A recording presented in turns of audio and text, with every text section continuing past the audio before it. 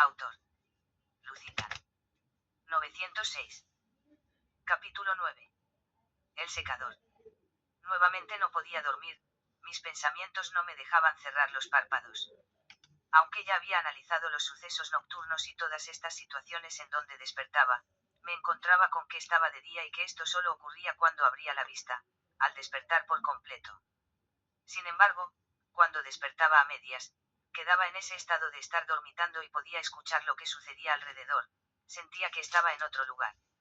Analizaba la experiencia de las luces y no encontraba respuestas, solo estaba a la deriva de lo que sucediera. Estos eventos eran tan raros que no sabía qué pensar.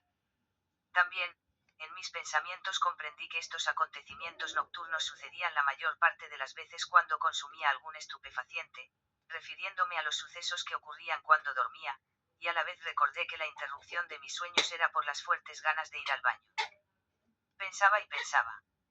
Con estos pensamientos en mi mente, de a poco el sueño me ganaba y, sin darme cuenta, caí en un sopor intenso.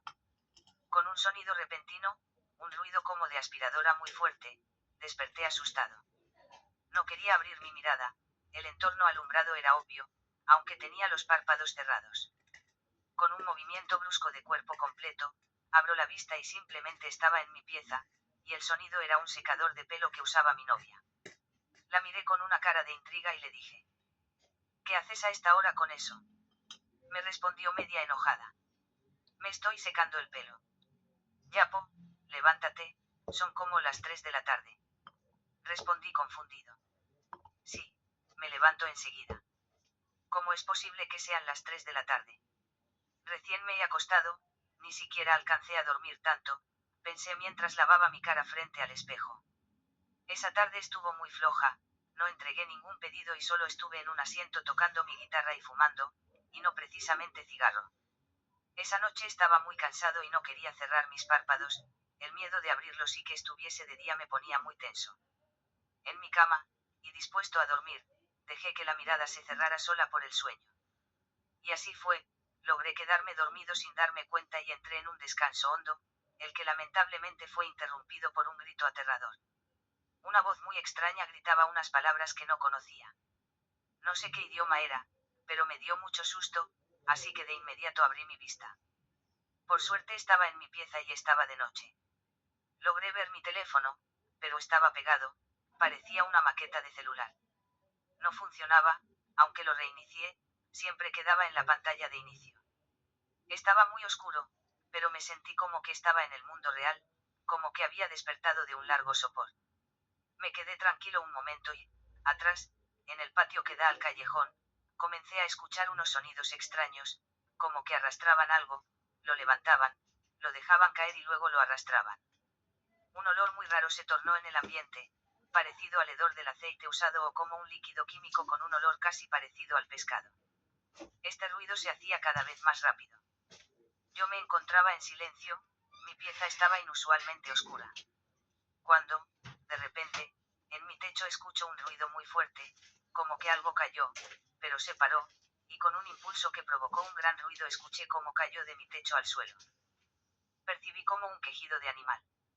Me levanté rápidamente con esa sensación de haber despertado de un gran sueño, como que no había estado en un buen rato en mi pieza. Fue una sensación rara cuando miraba alrededor, como cuando no ves en un buen tiempo tus cosas.